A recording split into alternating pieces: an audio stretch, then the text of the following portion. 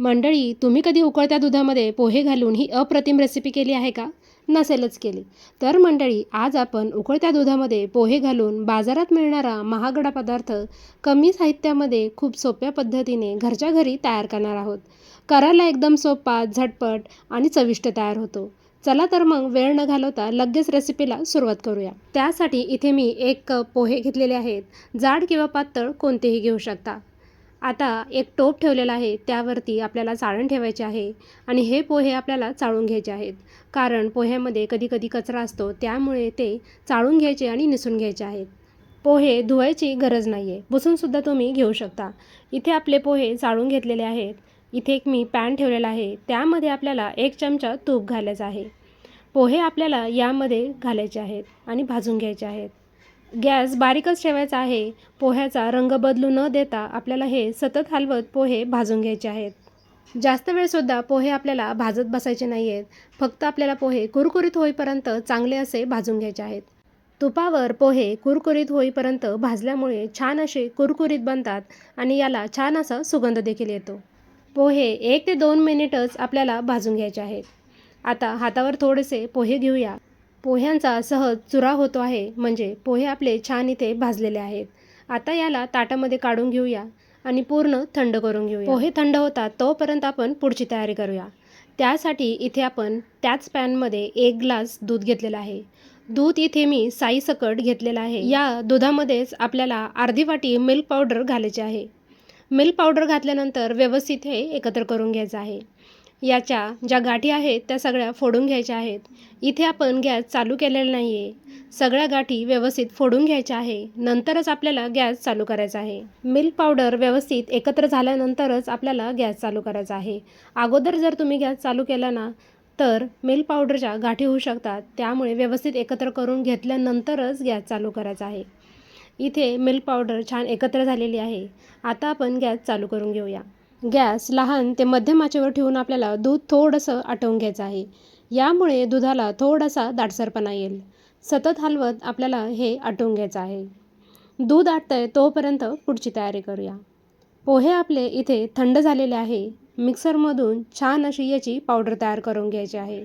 पोहे आपण लहान ते मध्यम आचेवर ठेवून छान कुरकुरीत होईपर्यंत भाजले आहेत. त्यामुळे याची पावडर होण्यास मदत होईल. पोहे 2 ते 3 वेळा मिक्सरमधून फिरवून घ्यायचे, म्हणजे छान अशी पावडर तयार होते. जर थोडीशी दाटसर वाटली तर तुम्ही चाळूनसुद्धा ही घेऊ शकता. इथे आपली पोह्याची छान अशी पावडर तयार झालेली आहे. इथे मी ओला नारळचा छोटा तुकडा घेतला आहे. त्याच्या पाठीमागची बाजू आपल्याला काढून टाकायची आहे. जी पाठीमागची बाजू आहे, हवं तर तुम्ही भाजीमध्ये वापरू शकता. त्याचे असे मी छोटे छोटे काप करून घेतलेले आहेत.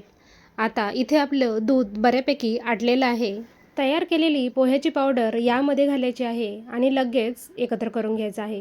पोह्याची पावडर घातल्यावर घट्ट व्हायला सुरुवात होते, त्यामुळे हे काम अगदी पटपट करायचं आहे. यामध्ये काही गाठी असतील तर त्यासुद्धा फोडून घ्यायच्या आहे आणि व्यवस्थित एकजीव करून घ्यायचं आहे. मिश्रण थोडंसं घट्ट वाटतं आहे, त्यामुळे यामध्ये थोडंसं दूध आणि साखर घातली आहे. साखर तुम्ही तुमच्या आवडीनुसार कमी अधिक करू शकता. आता हे छान एकत्र करून घेऊया. ओल्या खोबऱ्याचे इथे आपण काप करून घेतले आहे. मिक्सरमधून छान असं बारीक फिरवून घ्यायचं आहे. ते सुद्धा या मिश्रणामध्ये घालायचं आहे. विलायची पावडर, 1 कप दूध घालून छान असं एकत्र करून घेऊया. आज आपण पोह्याची बर्फी बनवणार आहोत. त्यासाठी हे मिश्रण आपल्याला सतत हलवत घट्टसर होईपर्यंत हलवत राहायचं आहे.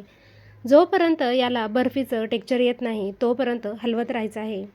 बर्फीला छान टेक्स्चर येण्यासाठी आणि छान चकाकी येण्यासाठी इथे आपण चमचाभर तूप घालूया. तूप घातल्यानंतर छान एकत्र करून घेतलं. हळूहळू याला बर्फीसारखं टेक्स्चर यायला सुरुवात झालेली आहे. अजून थोडंसं परतून घेऊया, म्हणजे बर्फी सेट करायच्या वेळेस बर्फी व्यवस्थित सेट होईल आणि वड्यासुद्धा चांगल्या पडतील. तुम्ही पाहू शकता आता व्यवस्थित घट्ट झालेला आहे. हातावर थोडासा गोळा घ्यायचा आहे. छान असा गोळा तयार होतो आहे, म्हणजे बर्फीसाठी आपलं टेक्स्चर तयार झालेलं आहे. आता गॅस बंद करायचा आहे. ज्या ताटामध्ये बर्फी सेट करायची ना, त्या ताटाला तूप लावून घ्यायचं आहे. हवं तर तुम्ही इथे बटर पेपरसुद्धा वापरू शकता. गरम असतानाच पोह्याचं बर्फीचं मिश्रण यामध्ये घालायचं आहे आणि व्यवस्थित सेट करून घ्यायचं आहे. उलथण्याने किंवा स्पॅच्युलाच्या साहाय्याने व्यवस्थित बर्फी सेट करून घ्यायची आहे. हवं तर तुम्ही वाटीला खालच्या बाजूने तूप लावून व्यवस्थित सेट करून घेऊ शकता. यावरती बदाम आणि पिस्त्याचे तुकडे घालायचे, म्हणजे बाजारात मिळते ना अगदी त्यासारखीच ही बर्फी दिसते. स्पॅच्युलाच्या साहाय्याने थोडंसं दाबून घ्यायचं, म्हणजे हे निघत नाहीत. आता ही बर्फी अर्ध्या तासासाठी अशीच ठेवून द्यायची आहे किंवा तुम्ही फ्रीजमध्ये 15 मिनिटासाठी ठेवून देऊ शकता. बर्फी व्यवस्थित सेट झालेली आहे. आता सुरीने व्यवस्थित कट करून घ्यायची आहे.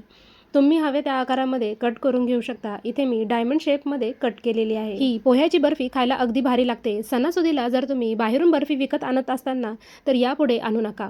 स्वस्तात मस्त ही बर्फी घरच्या घरी अगदी कमी साहित्यामध्ये तयार होते. तुम्हा सर्वांना माझं एक निवेदन आहे की आजची रेसिपी जर तुम्हाला थोडीसुद्धा आवडली असेल ना तर व्हिडिओला एक लाईक नक्की करा. तसेच हा व्हिडिओ तुम्ही कोणत्या गावातून किंवा शहरातून पाहता हे सुद्धा कमेंट करून मला नक्की सांगा, ज्यामुळे मी तुमचे आभार मानू शकेल.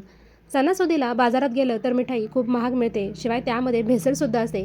त्यामुळे घरच्या घरी अशी सोप्या पद्धतीने ही पोह्याची बर्फी तयार करा. याची चव अगदी माव्यासारखी लागते. याला बघून कोणी म्हणणारच नाही की ही पोह्याची बर्फी आहे. अगदी छान झाली आहे. त्यामुळे तुम्ही सुद्धा नक्की बनवा आणि कशी झाली हे मला कळवा.